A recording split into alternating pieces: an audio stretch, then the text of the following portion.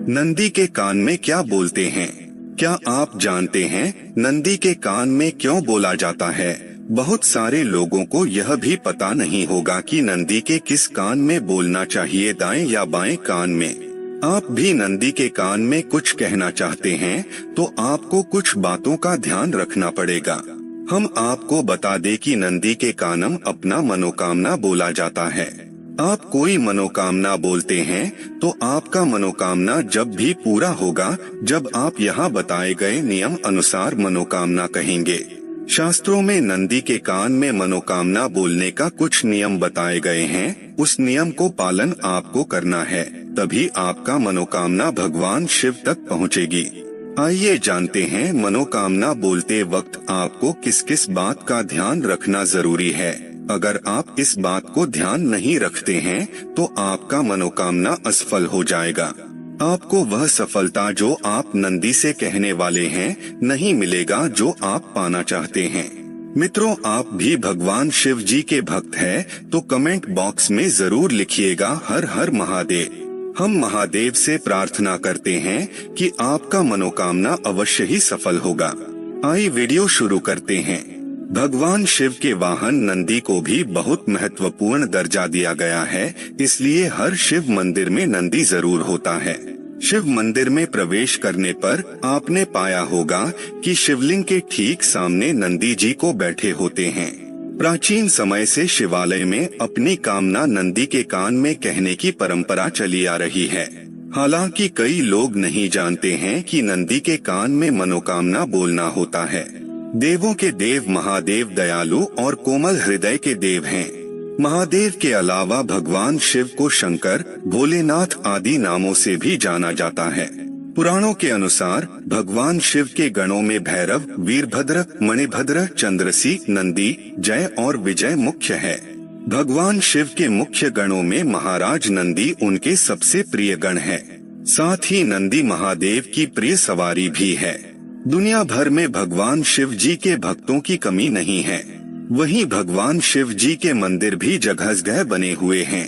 इन मंदिरों में सैकड़ों भक्त देवों के देव महादेव की पूजा अर्चना करने पहुंचते हैं, साथ ही अपना मनोकामना नंदी से कहते हैं। नमस्कार मित्रों, आगे बढ़ने से पहले आपसे एक अनुरोध है, कृपया हमारे चैनल पर पहली बार आए हैं तो चैनल को सब्सक्राइब अवश्य कीजिएगा।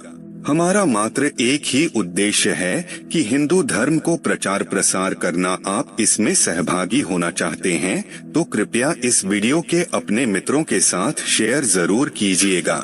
एक कथा के अनुसार भगवान शिव ने नंदी को वरदान दिया था कि जहां उनका वास होगा वहां नंदी हमेशा विराजमान रहेंगे।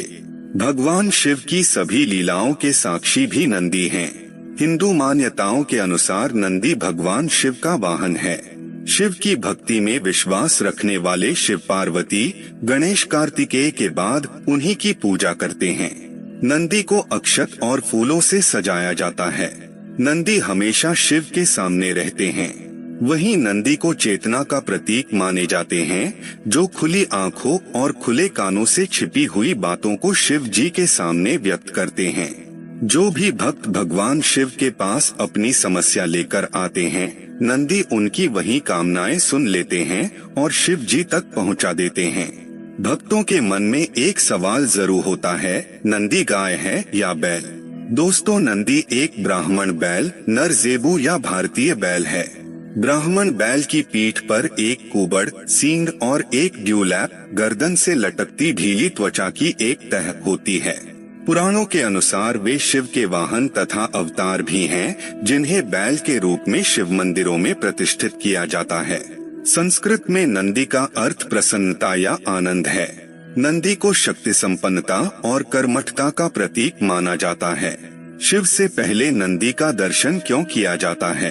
पौराणिक कथाओं के अनुसार जब असुरों और देवताओं के बीच लड़ाई हुई तो भगवान शिव ने संसार की रक्षा के लिए विष पी लिया था।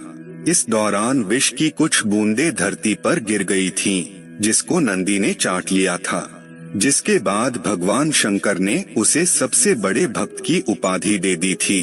साथ ही उन्होंने कहा कि जो भी मेरे दर्शन के लिए आएगा उसको सबसे पहले नंदी से गुजरना होगा। यही कारण है कि हर शिव मंदिर में नंदी को जरूर स्थापित किया जाता है, जिसका मुख शिव की तरफ होता है। दोस्तों, नंदी का मुख शिव की ओर होने का एक और मतलब होता है कि अगर आपकी शरीर का ध्यान आत्मा की ओर होगा तभी आपका चरित्र और व्यवहार पवित्र हो सकेंगे। मतलब आपको मन से साफ होना होगा। आपको समय समय पर खुद का आकलन करते रहना चाहिए ताकि आप बेहतर हो सके। भगवान भोलेनाथ की तरह ही आपको भी परोपकारी बनना चाहिए, जरूरतमंदों की मदद करनी चाहिए। हिंदू धर्म में ऐसी मान्यता है कि भगवान शिव तक अपनी श्रद्धा पहुंचाने के लिए नंदी को प्रसन्न करना बहुत जरूरी होता है। ऐसे में आइए जानते हैं, नंदी बैल ही क्यों बने शिवजी का वाहन? क्या है इसके पीछे की कहानी? इसको लेकर कई मान्यताएं हैं, जिनमें से एक मान्यता यह है कि एक शिलाद नाम के ऋषि थे। उन्होंने लंबे समय तक तपस्या की भगवान शिव के, जिसके बाद भगवान शिव ने उनकी तपस्या से खुश होकर एक पुत्र का वरदान दिया, जिसका नाम उन्होंने नंदी रखा। शिलाद ऋषि एक छोटे से आश्रम में रहते थे। उनका पुत्र भी उन्हीं के साथ आश्रम में रहता था। एक दिन शिलाद ऋषि के आश्रम में मित्र और वरुण नामक दो संत आए, जिनकी सेवा का जिम्मा शिलाद ऋषि ने अपने पुत्र नंदी को सौंपा। नंदी ने पूरी श्रद्धा से दोनों संतों की सेवा की। संत जब आश्रम से जाने लगे तो उन्होंने शिलाद ऋषि को दीर्घायु होने का आशीर्वाद दिया, पर नंदी को नहीं। इस बात से शिलाद ऋषि परेशान हो गए। उन्होंने संतों से इस बात का कारण पूछा। तब संत पहले तो सोच में पड़ गए, लेकिन थोड़ी देर सोचने के बाद उन्होंने कहा, नंदी अल्पायु है। यह सुनकर शिलाद ऋषि काफी परेशान रहने लगे। पिता की चिंता को देख एक दिन नंदी ने उनसे पूछा, क्या बात है पिताजी, आप इतना परेशान क्यों हैं? शिलाद ऋषि ने कहा, संतों ने कहा है कि तुम अल्पायु हो, इसीलिए मेरा मन बहुत चिंतित है। तब नंदी ने जब पिता की परेशानी का कारण सुना तो वह बहुत जोर से हंसने लगा और बोला, भगवान शिव ने मुझे आपको दिया है, ऐसे में मेरी रक्षा करना भी उनकी ही जिम्मेदारी है, इसलिए पिताजी आप परेशान न हो। नंदी पिता की चिंता को खत्म करने के लिए भुवन नदी के किनारे भगवान भोलेनाथ की तपस्या करने लगे। नंदी द्वारा दिन रात तप करने से प्रसन्न होकर भगवान शिव ने नंदी को दर्शन दिया। भगवान शिवजी ने नंदी से पूछा, क्या इच्छा है तुम्हारी वत्स?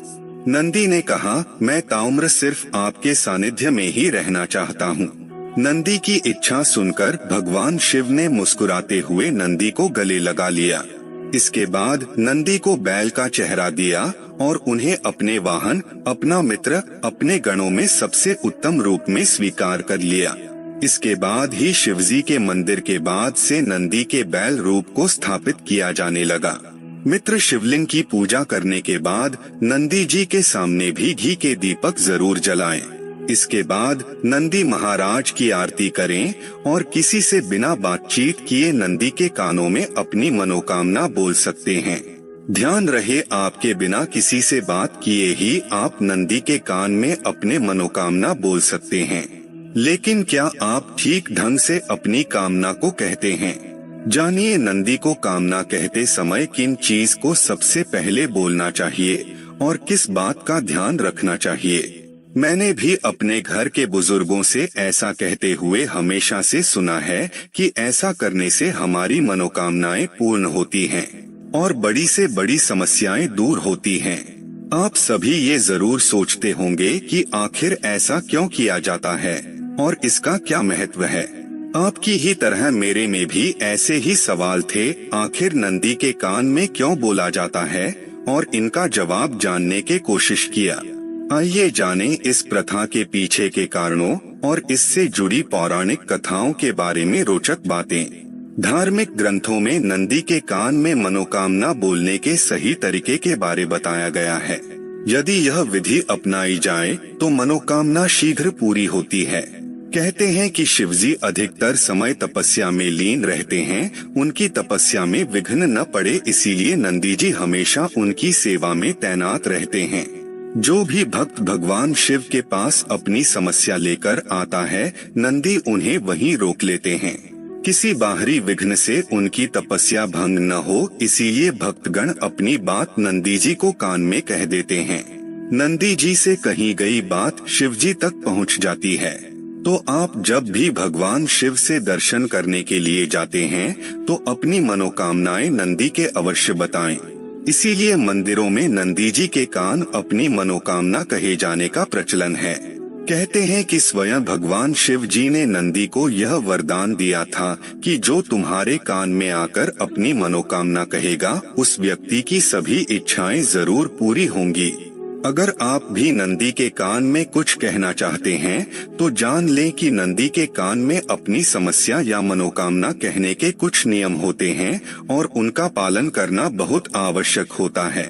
नंबर 1, कोई भी मनोकामना कहने से पहले नंदी की पूजा अवश्य करें। नंबर 2, अपनी बात कहते समय अपने होठों को अपने दोनों हाथों से ढक लें ताकि कोई अन्य व्यक्ति उस बात को कहते हुए आपको न देखें। नंबर 3, नंदी के कान में अपनी मनोकामना कहते समय इस बात का ध्यान रखें कि आपकी कही हुई बात कोई और न सुने। नंबर 4, अपनी बात नंदी के किसी भी कान में कही जा सकती है, लेकिन बाएं कान में कहने का अधिक महत्व है। नंबर 5, नंदी के कान में कभी भी किसी दूसरे की बुराई, दूसरे व्यक्ति का बुरा करने की बात न कहें। नंबर 6, मनोकामना बोलने के बाद ये बोले कि नंदी महाराज हमारी मनोकामना पूरी करो। नंबर 7, नंदी को अपनी मनोकामना बोलने के बाद उनके सामने कोई चीज भी भेंट करें, जैसे फल, धन या फिर प्रसाद। नंबर 8, अगर आप ऐसा करते हैं तो आपकी मनोकामना भगवान शिव तक पहुंच जाएगी और इसका फल आपको तुरंत प्राप्त होगा। नंबर 9, अपनी बात इतनी धीमे कहें कि आपके पास खड़े व्यक्ति को भी उस बात का पता न लगे। हमारा आज के प्रस्तुति कैसा लगा कमेंट करके अवश्य बताइएगा।